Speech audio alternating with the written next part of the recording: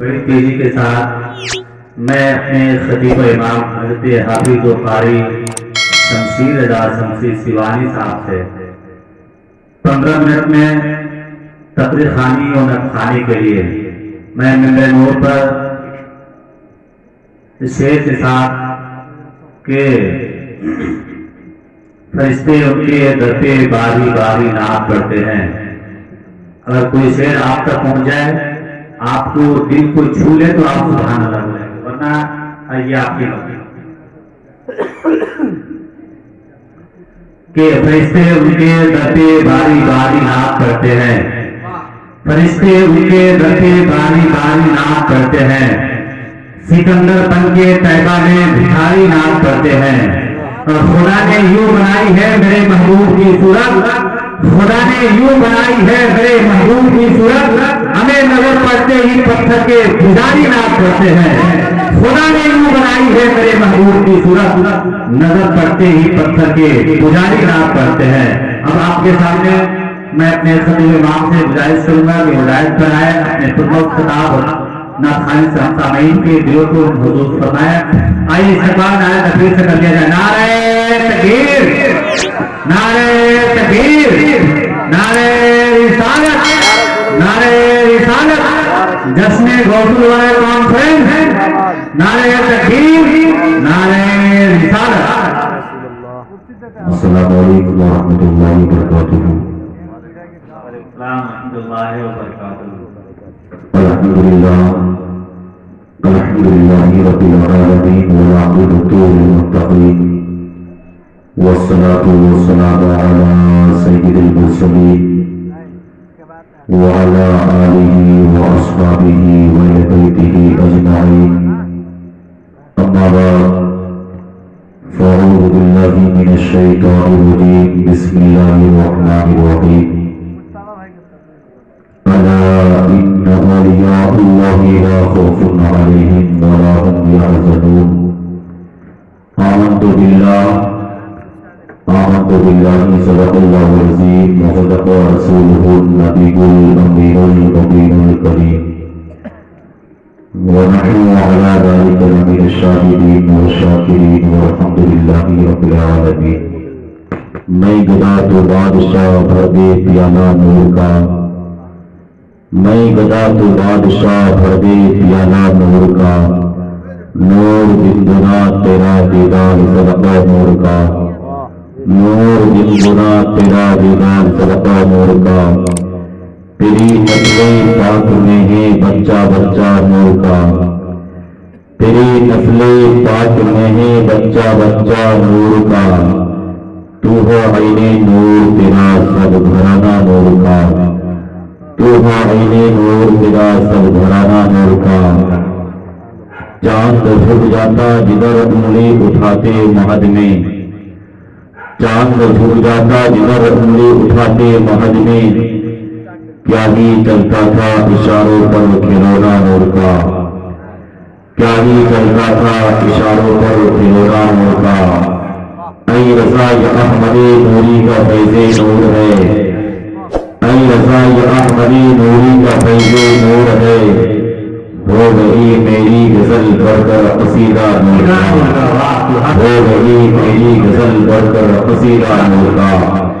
آئیے آپ اسی کے ساتھ ایک مرتبہ نبی کی دیوانی، نبی کے جانے والے، نبی سے محبت کرنے والے، نبی کی محبت میں ایک مرتبہ بلند آواز سے سب پڑھی ہوئی بات اللہم صلی علی سیدنا حبیبنا قریبنا محمد علیہ وسلم. صلو علیہ صلاۃ و سلام علیہ یا رسول اللہ، صلو علیہ صلاۃ و سلام علیہ سیدی یا رسول اللہ صلی اللہ علیہ وسلم. حضرات، آج کا یہ شان پروگرام غوث الورا کانفرنس حضور غوث پاک رضی اللہ عنہ کی محبت میں ہمارا آپ یہاں پر بیٹھے ہیں. مولا سید اللہ تبارک و تعالی ہم سب کی حاضری کو قبول عطا فرمائے، ہم سب کو غوث پاک سے محبت کرنے کی توفیق عطا فرمائے. ہزار یہ آپ کے سامنے قرآن مجید فرقان حمید کی بہت ہی مشہور معروف آیت کریمہ تلاوت کرنے کا شرف حاصل کیا. رب کا اعلان ہی 11 پاری کے آیت کریمہ ہے.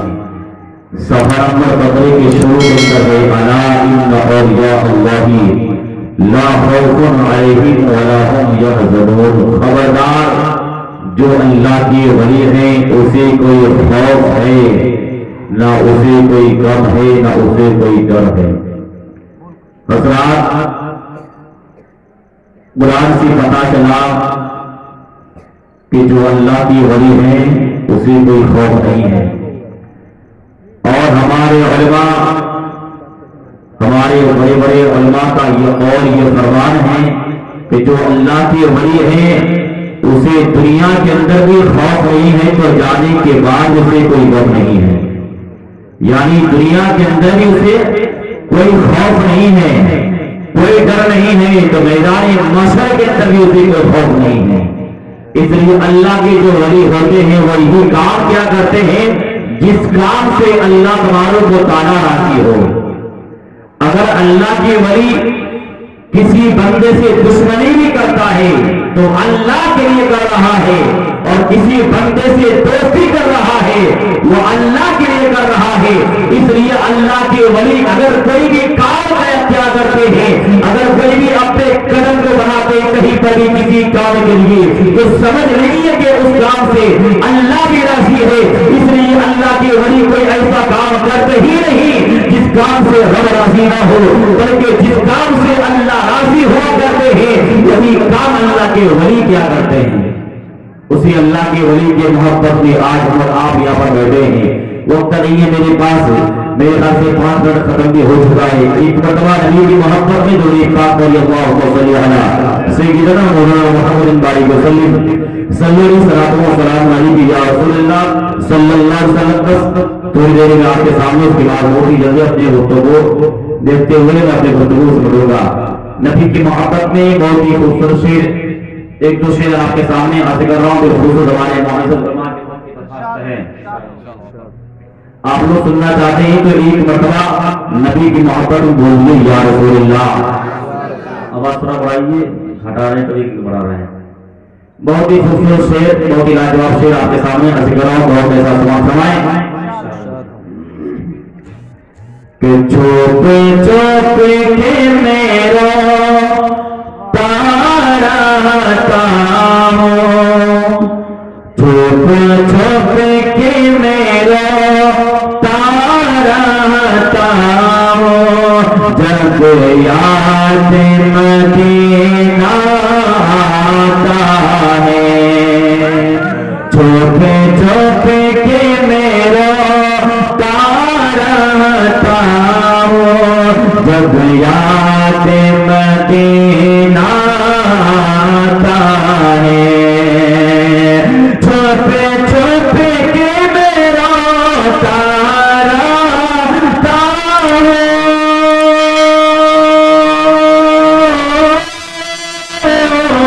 چھپ چھپ کے میرا تارا تاؤ، جب یاد مدینہ آتا ہے، جب یاد مدینہ آتا ہے، میں پاگل سا، میں پاگل سا ہو جاتا ہوں، جب یاد مدینہ آتا ہے، میں پاگل سا ہو جاتا ہوں، جب یاد مدینہ آتا ہے۔ ایک بہت ہی خوبصورت شعر نقل ہندوستان علی جناب حضرت اللہ مولانا غلام علی عبداللہ صاحب کے حوالے سے ایک بہت ہی لاجواب شعر آپ کے سامنے عرض کر سماعت فرمائیں کہ تقدیر بنائیں گے آقا، ہمیں کوٹی پلائیں گے آقا، تقدیر بنائیں گے آقا، ہمیں کوٹی بلائیں گے آقا، تقدیر بنائیں گے آقا،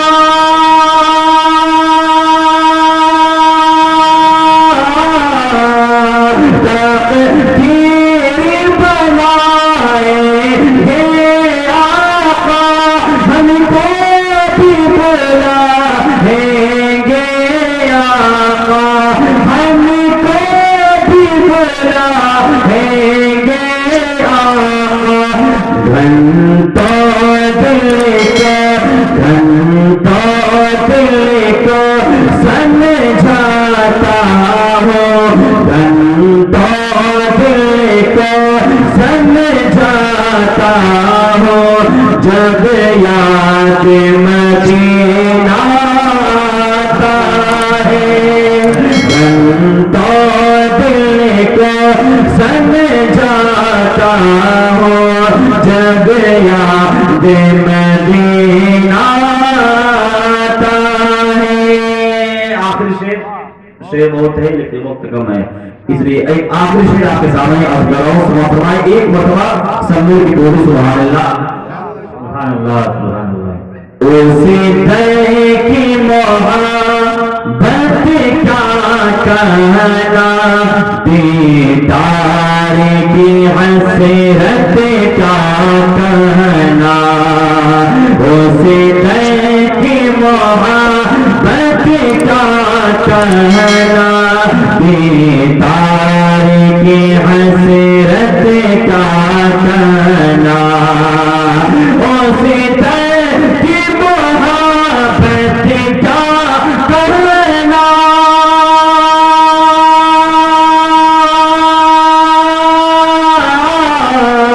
اسی دے کی محبت کا کہنا دیدار کی حسرت کا کہنا دیدار کی حسرت کا کہنا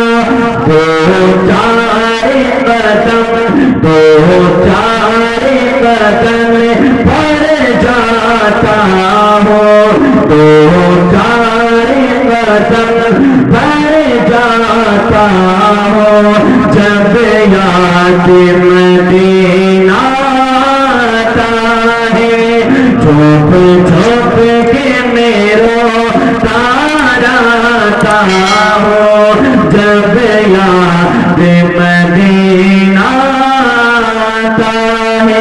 بولے بابر اللہ صلی اللہ علیہ وسلم صلی یا رسول اللہ صلی اللہ علیہ وسلم.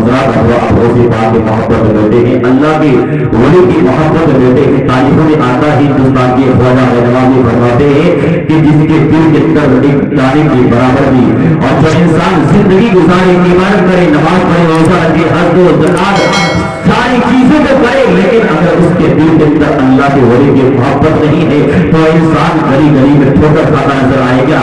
اس کے ہندوستان کے خواجہ نواز کا فرمان ہے حالانکہ غوث پاک رضی اللہ عنہ سب ولیوں کے ولی ہیں پیروں کے پیر ہیں لیکن جس ہندوستان کے اندر آپ ہیں اس ولی کا ارشاد ہے کہ اگر تمہارے سینے کے اندر اگر ولی کی محبت ہے غوث پاک کی محبت ہے اگر تم نماز بھی پڑھ رہے ہو لیکن میدان محشر میں اگر تم نماز کی وجہ سے اگر جنت نہیں جا پاؤ گے اس ولی کی محبت میں اللہ تمہارے گناہوں کو معاف فرما دے گا تمہارا ٹھکانہ جنت کر دے گا. حضرات آپ تو آپ غوث پاک کی محبت میں بیٹھے ہیں.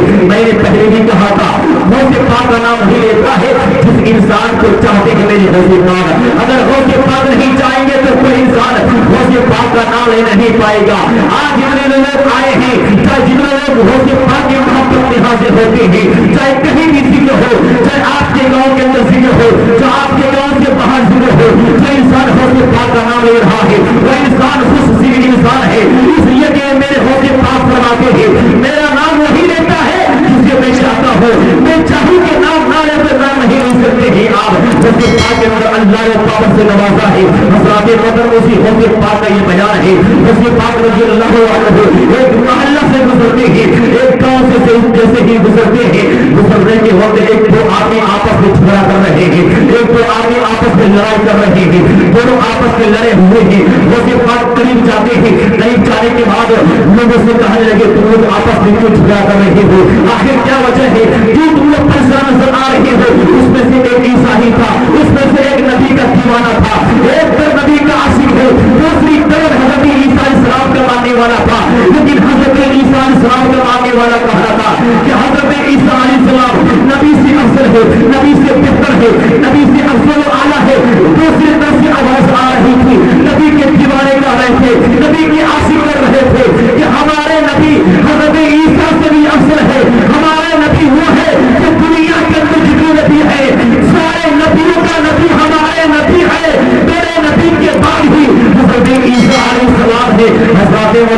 दोनों आपस में लड़ रहे हैं, दोनों आपस में गुफ्तगू कर रहे हैं। उसके पाक ने फरमाया कि तुम लोग आपस में ना लड़ो, तुम लोग आपस में झगड़ा मत करो, मैं इसका फैसला बहुत जल्दी कर दूंगा, मैं इसका फैसला कर देता हूँ। जो ईसाई का मानने वाला था, उसके पाक ने उससे पूछा तो क्यों झगड़ा कर रहे हो, झगड़ा करने की वजह क्या है, कारण बताओ। उसने कहा कि इसका गाना है, यानी ईसाई ने कहा नबी के दीवाने के बारे में बता रहे हैं कि इसका गाना है कि नबी अफजल आला है ईसा से, लेकिन मैं कहता हूँ कि हजरत ईसा अलैहिस्सलाम अफजल है नबी से। इतना कहना था। उसके बाद ने सवाल किया, तुम बताओ कि हजरत ईसा अलैहिस्सलाम को नबी से अफजल बताने का मतलब क्या है, इसमें कारण क्या है, इसमें वजह क्या है। उस ईसाई का मानने वाला ने कहा कि हजरत ईसा अलैहिस्सलाम को जिंदा करते हैं, हजरत ईसा अलैहिस्सलाम को जिंदा करते हैं। इस बुनियाद पर नबी से अफजल, नबी से आला मकाम हजरत ईसा अलैहिस्सलाम का है। उतना सुनना था।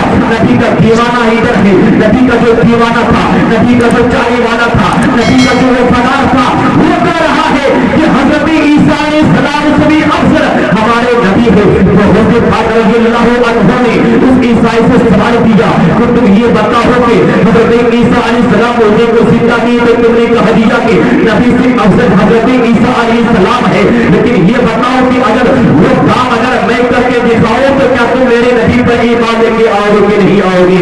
अगर तुम ईमान लेके आओगे तो वो काम मैं भी करके दिखाऊंगा।